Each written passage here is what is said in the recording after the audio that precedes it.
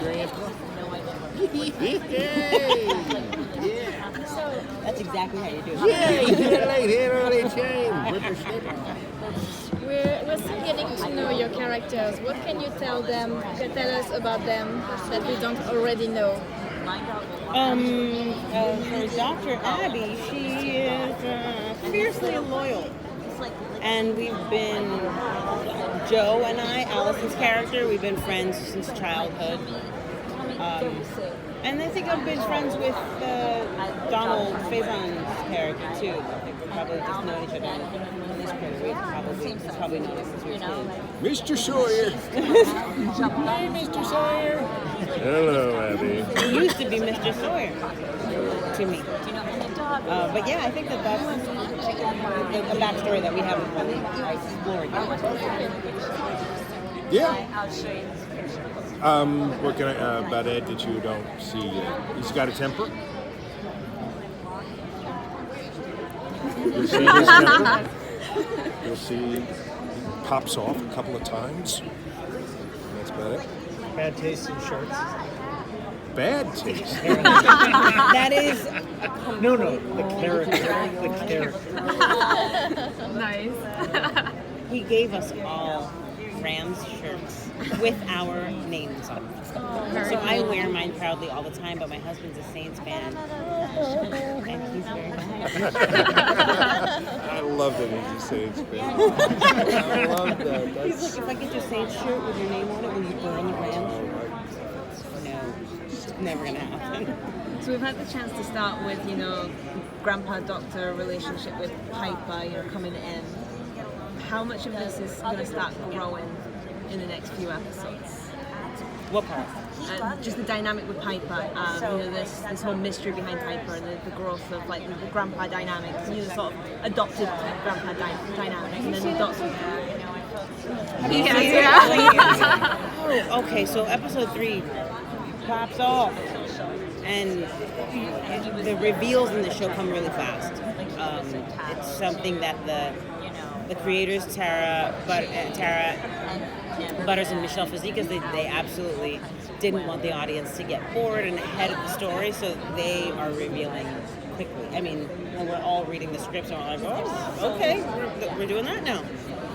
So I think, to your point, to your question, yes, all of it's going to start developing and deepening very quickly. Yeah, I think we all kind of get swept up in it. It's like you started out with this really good hook of, this mysterious little girl and who is she, and a lot of that gets answered. A lot of what you think you want to know gets told to you, but by the time you get that answer, there's so much more story and questions that you have. And how is it all going to relate? I mean, it's kind of a masterful unfolding of a narrative in this. And then it's all Pretty kind good. of It's like a novel. nestled inside these very real lives of people that are like you and me. There's no supernatural. Except we're on TV. Except for that part, it's just like you and me, and it's We don't swear. except for that. And it does lend a great deal of credibility because and empathy. People allowed to empathize and be compassionate towards the characters because I think people see themselves in that. What would I do in that situation? And it feels familiar, even though it's very much not. The decisions are similar, even though it's a sci-fi film. It usually seems like when a big twist or a revelation happens, the story either ends soon after or changes. Do you have to kind of approach the arc of your character differently, knowing that the twist is going to happen, but then the character is going to keep reacting and moving forward with it? I mean, I don't find it to be a difficulty because our creators and our writers are really skilled and they're incredible writers.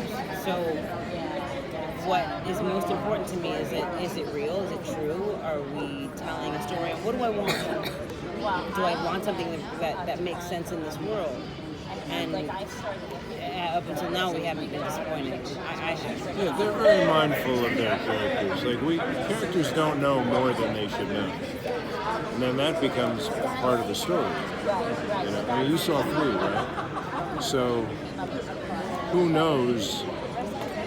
In the ensemble here, who knows what you know?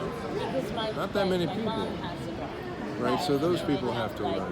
But also, you think you know the next step of the story because Terry O'Quinn has shown up, and you think you know what's going on, but you don't.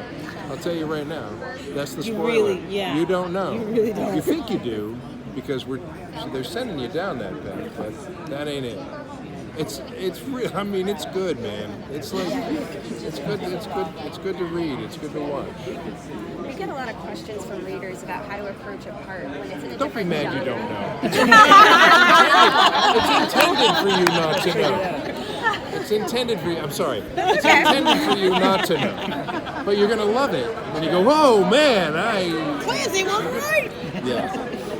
That man. Sorry. Go ahead. That's okay.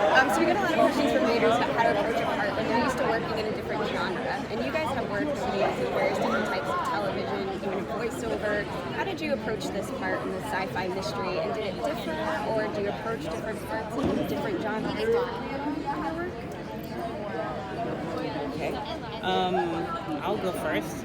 I'm primarily a theater actor, so the blessing in theater is that you have the full arc in the play, and you know the beginning, the middle, and the end, and you can develop your character because you know where they go.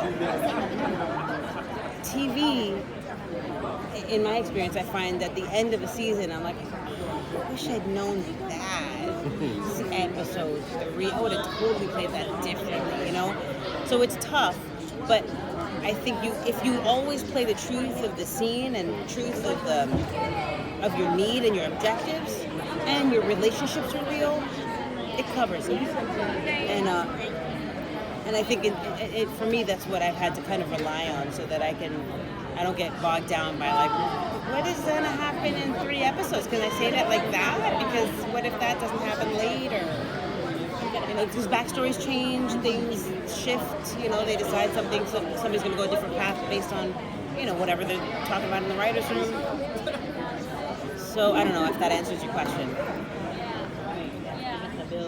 What was the question? Did you approach different genres of television? Oh, different genres. differently?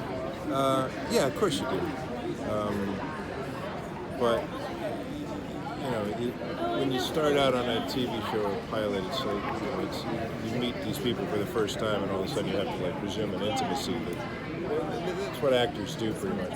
In theater, you get the rehearsal time to really cram that and make that happen. It's always a crapshoot with television. Film, sometimes you can make that happen. Crapshoot is with television. You just gotta hope that you have an ensemble that is just going to get along, and there's not going to be any ego problems, and there's not going to be any. Everybody's going to be patient with kids. Everybody's going to be, respectful of the senior citizen, and nobody's going to be creepy to the beautiful women. I mean, it's just like a whole lot of dynamic and politic that you have to just hope works out right. And this one really did right from the get-go, because of Allison. Because of who everybody is, but also because of Allison and because of Michelle and Tara and the way they built it. I think somehow they just figured out, how not to cast an asshole. But you never know. They actually have a no asshole policy. You're not the first person I've heard say that. No one's allowed. Right, and I mean, even in our guest stars, there's everybody's solid. Everybody's so work focused and friendly and happy to be there, and just grateful to be working. I know that which is a doesn't great sound like thing. really juicy, does it? I know, there's not much of a soundbite, is it? We fight all the time. Those darn kids! Damn it. But what's it like going into a pilot? Knowing that it might not even go anywhere. So, how do you prepare just for a pilot on its own, not knowing? We read the script. We sit around and get to know each other, and we cross our fingers and try to be honest with each other about it. We had a great director. We had Paul McGuigan. who was director, and Michelle and Tara were on the set to answer everything. And so, the tone was set by Paul and Michelle and Tara and Allison pretty much. And so, the rest of us just kind of sat back and we watched. And Donald, is a big personality, and Alexa, Personality on, and offset. and that's a lot of fun.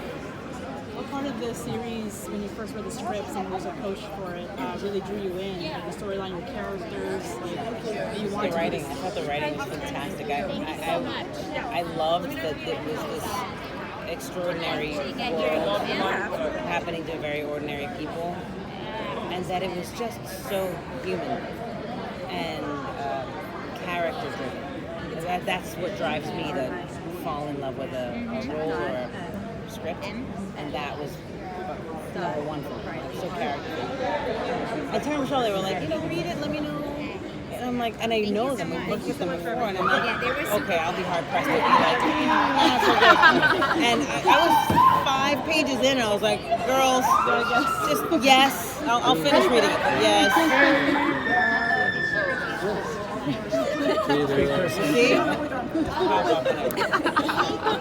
Have you interviewed them yet? Yeah. It was fun. He's fun. The Right? girls seem There like was full a of test star energy. that never gets used. Ashley, did he tell everybody? No, that was the test star. Good Lord. I was like, that's the only thing that would make me Creation go. of it happens. Both of the kids have a huge energy. How does it change the dynamic for you on the set? What? With the kids? Yeah. It's okay. You're not going to record it. It's off the record. It doesn't take more than a couple of slaps, and they're paying attention. There's only one thing that would make No, they're pretty There's good. only one thing that would make. They have fun. They're great kids, man, and they're really talented, and they're sweet girls. This is a daily. Yeah, they're good. The decibel level does ping in the red. And then when that happens, I'm like, you know what, I'm going to go over there. But then...